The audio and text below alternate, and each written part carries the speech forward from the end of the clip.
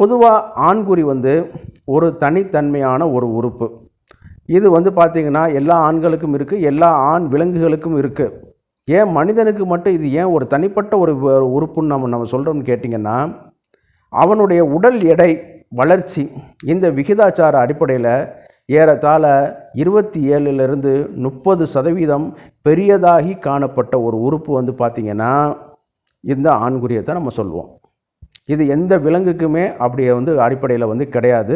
மனிதர்களுக்கு மட்டும் ஒரு கொடுக்கப்பட்ட ஒரு காலத்தில் வந்து மனிதர்கள்லேயே இந்த சின்ன ஆண்குறி உள்ள ஒரு இனம் இருந்தது அப்படிங்கிற ஒரு கான்செப்ட் நாளாக அந்த இனம் வந்து கொஞ்சம் கொஞ்சமாக, அதாவது இனக்கலப்பில் ஜீன் கலப்பில் மிக்ஸ் ஆகி அது இப்போ வந்து பார்த்திங்கன்னா எல்லாருக்குமே அந்த ஓரளவு மற்ற விலங்குகளை ஒப்பிடும் பொழுது நம்மளுக்கு ஆண்குறியோட பருமன் வளர்ச்சி வந்து அதிகமாக இருக்குது. இப்போ ஃபார் எக்ஸாம்பிள் ஒரு குரங்கோட உடல் எடை, ஒரு பூனையோட உடல் எடை, ஒரு புலியோட உடல் எடை, அதனோட ஹைட்டு இதெல்லாம் வச்சு பார்க்கும்போது பார்த்திங்கன்னா மனிதர்களுக்கு வந்து நான் சொன்ன மாதிரி 27லிருந்து 30% வந்து பெரிதாக காணப்பட ஒரு உறுப்பு. இது என்னென்னு பார்த்திங்கன்னு கேட்டிங்கன்னா டார்வினோட ஒரு கோட்பாடு தான். எந்த உறுப்பு அதிகமாக நம்ம பயன்படுத்தி கொண்டு வருகிறோமோ அந்த உறுப்பு வந்து நாளாக வளர்ச்சி அடையும். இதுதான் ஒட்டகச்சிவிங்கி வந்து என்னென்னு கேட்டிங்கன்னா இந்த இதில் வந்து தாவரங்களை வந்து எட்டி பிடிச்சி சாப்பிட்டதுனால என்னான்னு கேட்டிங்கன்னா அதனுடைய கழுத்து பகுதி வந்து வளர்ந்து வந்திருக்கு. அதில் வந்து பார்த்திங்கன்னு கேட்டிங்கன்னா அதுக்கும் அந்த கழுத்தில் 7 எலும்பு தான் இருக்குது. நம்ம மனிதர்களுக்கும் 7 எலும்பு தான் இருக்குது. பூனைக்கும் 7 எலும்புகள் தான் இருக்குது கழுத்தில். செர்விக்கல் போன்னு சொல்லக்கூடிய ஒரு இதில் வந்து பார்த்தோம்னா அந்த அளவுக்கு உள்ளது. ஆனால் அதே மாதிரி பரிணாம அடிப்படையில் அந்த மாதிரி வளர்ந்துருச்சு. அதே மாதிரி மனிதன் வந்து தன்னுடைய பரிணாம அடிப்படையில் வந்து இந்த இதை வந்து உறுப்பை அதிகமாக பயன்படுத்திட்டு வந்ததுனால இந்த காம சிந்தனை காம இதுகள் வந்து இது பண்ணதுனால வந்து அவனுக்கு வந்து இந்த மாதிரி வந்து வளர ஆரம்பிச்சிருச்சு. அதுதான் அதனுடைய காரணம். அப்படி அதில் வரும்பொழுது பார்த்திங்கன்னா எல்லா உயிரினமும் தன்னுடைய இனத்தை பெருக்குவதற்கு ஒரு முறை உடலுறவு கொண்டுட்டு அப்புறம் பேசாமல் இருந்தோம். அப்புறம் அன்றைக்கி ஒரு 2 நாள் கழித்து 3 நாள் கழித்து பார்ட்னர் வந்தால் பண்ணும், இல்லைன்னா அதே மாதிரி பார்ட்னர்கிட்ட போய் பண்ணிகிட்ருக்காது. ஆனால் மனிதன் மட்டும்தான் இதை வந்து ஒரு ரெகுலர் தனது இல்லற வாழ்க்கையை வந்து தனது வாழ்க்கையினுடைய ஒரு பகுதியாகவே மனிதன் வந்து இது பண்ணிட்டான். இதுக்கு காரணம் வந்து நம்மளுடைய சமுதாய கோட்பாடுகள். ஒருவனுக்கு ஒருத்தி அவன் இல்லறத்தில் இருக்கணும் அப்படிங்கிற மாதிரியான ஒரு கான்செப்ட்னால தான் இது வந்து இன்றைக்கி வந்து அந்த உறுப்பு பயன்படுத்தப்பட்டு அளவில் வந்து பெரிதாக காணப்படுது. இதனால் என்னன்னு கேட்டிங்கன்னா பெரிய டீக்ரேடேஷன் என்ன ஆகுதுன்னு கேட்டிங்கன்னா அந்த உறுப்பை வந்து அதிகமாக பயன்படுத்திக்கிட்டு வரும் பொழுது நாளாக அது வந்து தனது வலிமையை இழக்க ஆரம்பிச்சிடும். இதில் வந்து பார்த்திங்கன்னா corpus cavernosum, corpus spongiosum, glans penis soft அப்படிங்கிற ஏறத்தாழ இந்த பகுதிகள்லாம் இருக்குது. நான் முதல்ல சொன்னது அதனுடைய மசில்ஸை சொன்னேன். இந்த கிளான்ஸ் பெனிஸ்ன்னு சொல்லக்கூடிய இந்த ஆண்குறியோட சிகப்பு நுனிப்பகுதி இருக்கு இல்லையா, அந்த நுனிப்பகுதியில் ஏறத்தாழ ஏகப்பட்ட நர்வு எண்டிங் வந்து கான்சன்ட்ரேட்டடாக கூடி இருக்குது. அதே நேரத்தில் வந்து அதனுடைய சென்சேஷன் வந்து ரொம்ப அதிகம். நார்மலாக வந்து பார்த்திங்கன்னா சின்ன வயசில் உங்கள் பேண்டில் வந்து ஆண்குறி லைட்டாக உரசிக்கிட்டு போகும்போது சில நேரம் எரெக்ஷன் ஆகிரும், சில நேரம் விளையாட ஆரம்பிக்கும் போது எரெக்ஷன் ஆகிக்கிறோம், சில நேரம் பெண்கள்கிட்ட நம்ம பேசிகிட்டு இருக்கும்போது சில நேரம் எரெக்ஷன் ஆக ஆரம்பிச்சிடும். இதெல்லாம் நீங்கள் வந்து அதாவது வளர் இளம் பருவத்தில் இந்த மாதிரியான ப்ராப்ளம்லாம் ஒரு ஆண்மகன் வந்து எதிர்கொண்டது. அப்போ என்ன ஆகுன்னு கேட்டிங்கன்னா நாளாக அந்த ஆண்குறியோட நர்வு எண்டிங் வந்து வெளிப்பகுதியில் வந்து தெரிய ஆரம்பிச்சிருக்கும். இந்த ஒரு இது இருக்குன்னு கை இருக்குது, நம்ம வந்து ஒரு நாணயத்தை தடவி கண்டுபிடிச்சி பார்த்துடலாம். அது என்ன நாணயம் எவ்வளோ ரூபாங்கிறத கண்டுபிடிச்சி பார்த்துடலாம். இந்த கையை வந்து ஒரு 10-20 தடவை டெய்லி ரப் பண்ணுங்க, அந்த சென்சேஷன் வந்து குறைய ஆரம்பிச்சிடும். அதே மாதிரி தான் இந்த ஆண்குறியிலே வந்து நம்ம எத்தனை தடவை உள்ளைக்க விட்டு இது பண்ணும்போது லூப்ரிகேஷனே இருந்தாலும் சரி அது வந்து என்னன்னு கேட்டிங்கன்னா அது வந்து கொஞ்சமாக அது வந்து அந்த நர்வு வந்து எண்டிங் வந்து பாதிக்கப்பட ஆரம்பிச்சிடும். அந்த நர்வு எண்டிங் பாதிக்கப்படுறதுக்கு அந்த தசையோட தேய்மானமும் ஒரு காரணம், தோலோட சர்ஃபேஸோடைய அந்த ஓவர் ஹீட்னஸ் அதனாலேயும் ஒரு காரணம். சிலவே வந்து வன்புணர்ச்சியாக செய்கிறது, ரொம்ப ஃபோர்சிபுளாக பண்ணுறது, ஃபோர்சிபுளாக மாஸ்டர்பேஷன் சுய இன்பம் பண்ணுறது, இந்த மாதிரியான காரணத்தினால இந்த ஆண்குறி வந்து ரொம்ப டேமேஜ் ஆகிரும். அந்த வயசில் தெரியாது. அப்புறம் கொஞ்சம் நாளாக என்ன ஆகும்னு கேட்டிங்கன்னா அந்த ஆண்குறியோட இந்த நரம்புகள் வந்து பாதிக்கப்பட்டு வெளியில் வந்து தெரிய ஆரம்பிச்சிடும். அப்போ என்ன ஆகுன்னு கேட்டிங்கன்னா நம்ம எப்படி இந்த பல் கூச்சம் ஏற்படும் பொழுது எவ்வளோ சென்சிட்டிவாக இருக்கும் பார்த்திங்களா, அதே மாதிரி அந்த உடலுறவு பண்ணும் பொழுது ஆண்குறி எழுச்சி ஆகும் பொழுது அந்த நர்வஸ் வந்து நம்மளுக்கு அந்த கூச்சமாக இருக்கிறது வந்து ஃபீலிங் ஆகும். இந்த ஃபீலிங் ஆகிறது வந்து நம்ம தொட்டாலுமே அது வந்து அந்த அடிப்படை நிலையில் வந்து வரும்போது வந்து உள்ளே பெனிட்ரேஷன் பண்ணும்போது என்னான்னு கேட்டிங்கன்னா, சும்மா இருக்கிற நேரத்தில் அந்த தோலுக்கு அடியில் இருக்கும்போது அது வந்து ஒன்றும் செய்யாது. ஆனால் நம்ம உடலுறவு ஆக்ஷன் பண்ணும்போது அந்த நர்வு வந்து அதில் போய் டச் ஆகும்போது என்னான்னு கேட்டிங்கன்னா, சின்ன ஃபோர்ஸ் கொடுக்கும்போதே பிரெயினுக்கு வந்து என்னான்னு கேட்டிங்கன்னா, ஒரு சிக்னலை சீக்கிரமாக வந்து அனுப்ப ஆரம்பித்தோன்னே என்னான்னு கேட்டிங்கன்னா, செமன் வந்து வெளியில் வந்து வர ஆரம்பிச்சிடும். இதனால் உங்களுடைய தாம்பத்திய வாழ்க்கை பெரிதும் பாதிக்கப்படும். எல்லாரும் சொல்கிறாங்க ப்ரீமெச்சூர் எஜாகுலேஷன், விந்து முந்துதலுக்கு என்ன சார் ட்ரீட்மெண்ட் அப்படி இப்படின்னு சொல்லிட்டு இருக்காங்க. அதுக்கு அடிப்படை காரணமே இந்த பெனிஸ் ஹைப்பர் சென்சிட்டிவிட்டி தான். சரிங்களா? இந்த பெனிஸ் ஹைப்பர் சென்சிட்டிவிட்டினால என்னன்னு கேட்டிங்கன்னா, விந்து முந்துதல் ஏற்பட்டு அவனுடைய இல்லற வாழ்க்கையே பாதிப்பு ஆக ஆரம்பிச்சிடும்.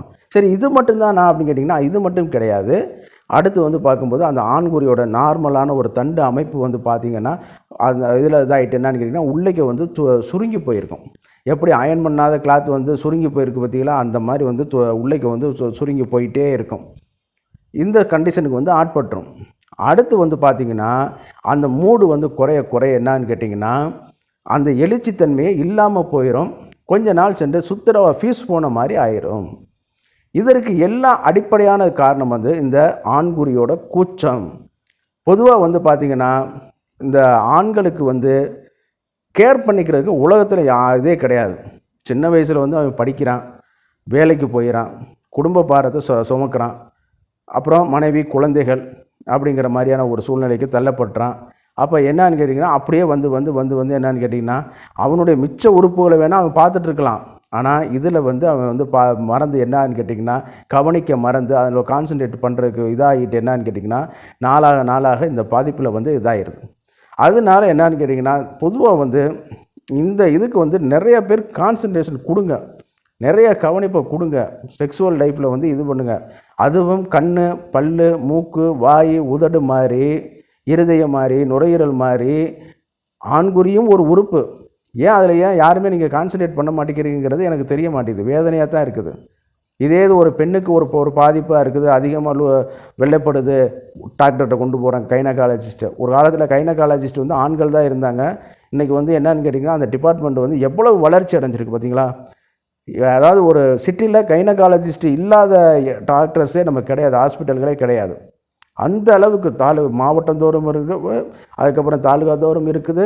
அதுக்கப்புறம் என்னென்னு கேட்டிங்கன்னா, உள்ளே சப் சென்டர் வரைக்கும் அந்த கைனகாலஜிஸ்ட்டோட இது வந்து இதாகிடுச்சு. ஆனால் தமிழ்நாட்டில் 8 கோடி பேர்கிட்ட நெருக்கி இருக்கோம். எத்தனை ஆண்ட்ராலஜிஸ்ட் இருக்காங்க? கம்மியாக தான் இருக்காங்க. இது ஒரு விழிப்புணர்வு வீடியோ தான் இருக்குது. ஆண்ட்ராலஜிஸ்ட் வந்து ரொம்ப விரல் விட்டு எண்ணக்கூடிய ஆள் தான் இருக்காங்க. அதே மாதிரி இந்திய மருத்துவத்தில் முறையாக படிச்சுட்டு விளக்கம் கொடுக்கக்கூடிய நபர்களும் கம்மியாக தான் இருக்காங்க. விரல் விட்டு எண்ணக்கூடியதாக இருக்காங்க. ஏன்னா அது பேசுகிறதுக்கு தயக்கம், மக்களுக்கு கூச்சங்கள் ஏற்படும், சமுதாயத்தில் ஒரு இதெல்லாம். ஆனால் எல்லாருக்கும் அடிப்படை வந்து இந்த உடலுறவு. அதற்கு முக்கிய காரணம் நம்ம சமுதாயம், எல்லாத்துக்கும் காரணம் வந்து இந்த ஆண்குறியோட இதில் வந்து கான்சன்ட்ரேட் பண்ணணும் அப்படிங்கிறது தான். இனிமேல் கவர்மெண்ட் வந்து இதுக்கான ஒரு ஸ்டெப்பு எடுப்பாங்க, கண்டிப்பாக எடுப்பாங்கன்னு நாங்கள் இது பண்ணுறோம். ஒவ்வொரு தாலுகா அல்லது மாவட்ட மருத்துவமனையில் ஒரு ஆண்ட்ராலஜிஸ்ட், இப்போ யூராலஜி டிபார்ட்மெண்ட்டு தான் அதை பார்த்துட்ருக்காங்க. கண்டிப்பாக பார்த்தீங்கன்னா யூராலஜி டிபார்ட்மெண்ட்டு தான் பார்த்துட்ருக்காங்க. ஆண்ட்ராலஜிஸ்ட்டுங்கிற இதில் வந்து அப்பாயின்மெண்ட் இது பண்ணி நிறைய அதுக்கான இதுகளை வந்து இது பண்ணணும். நிறையா வலிமையான ஆண்மகன்களை உருவாக்கினா தான் சமுதாயம், குடும்ப கட்டுக்கோப்புங்கிற ஒரு சமுதாய ஸ்ட்ரக்சரே நீ வந்து இதில் இருக்கும். இப்போ செய்திகளே பார்க்குறீங்க, ஏறத்தாழ எத்தனை ஒரு இதில் வந்து போயிட்டுருக்குது பார்த்தீங்களா?